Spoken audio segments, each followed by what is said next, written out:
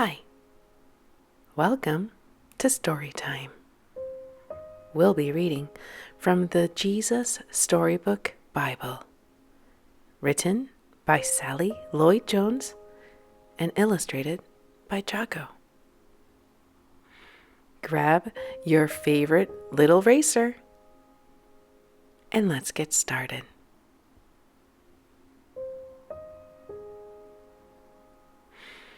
A little servant girl and the proud general. Naaman was a very important man in a very important army of a very important country. So you see, he was very, very, very important. But Naaman was sick. He had leprosy, which is a nasty thing that stops you from feeling anything.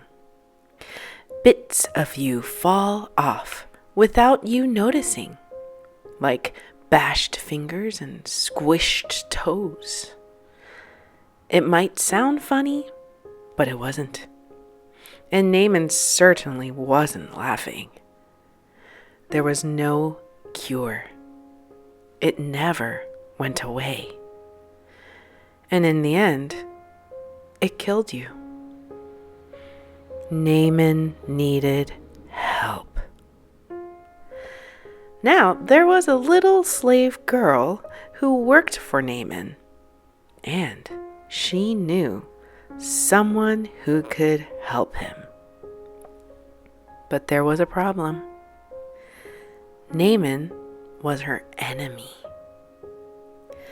Not long before, Naaman had led an army raid on her home in Israel. He had killed her whole family, carried her off to Syria, and made her into his slave. Every night, she cried herself to sleep. She had lost everything. Why would she, of all people, want to help Naaman? Didn't she hate him and want to hurt him back? Didn't she want to make him pay for the wrong he'd done? That's what you would expect. But instead of hating him, she loved him. Instead of hurting him back, she forgave him. I want Naaman to get well, she said to her mistress. There's a man in Israel called Elisha who can heal him.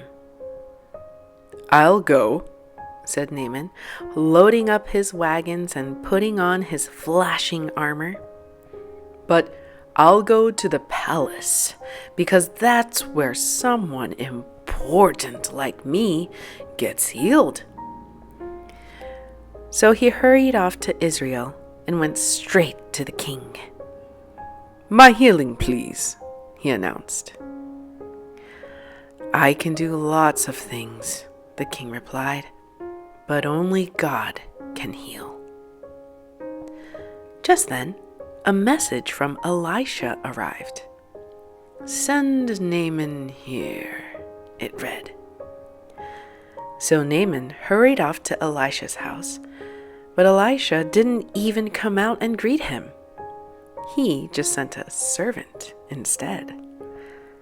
Doesn't Elisha realize who I am? Naaman thought.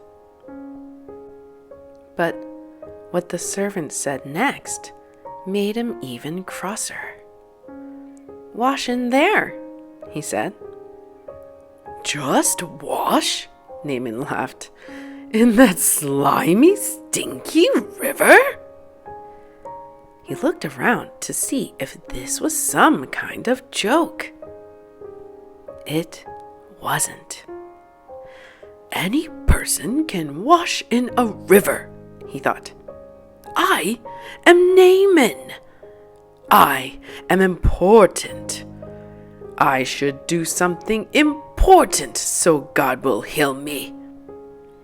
and he rode off in a rage. Of course, you and I both know that's not how God does things. All Naaman needed was nothing. It was the one thing Naaman didn't have. God knew that Naaman was even sicker on the inside than he was on the outside. Naaman was proud. He thought he didn't need God. His heart didn't work properly. It couldn't feel anything. You see, Naaman had leprosy of his heart. God was not only going to heal Naaman's skin, he was going to heal his pride. Naaman finally agreed to wash in the river, and instantly his skin became smooth like a baby. Naaman wanted to pay Elisha. God healed you. You can't pay, Elisha said. It's free.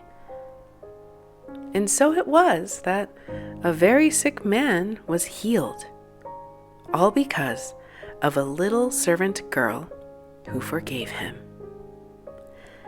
God knew sin was like leprosy. It stopped his children's hearts from working properly, and in the end, it would kill them. Years later, God was going to send another servant to forgive as she did, to forgive all of God's children and heal the terrible sickness in their hearts. Their hearts were broken, but God can mend broken hearts.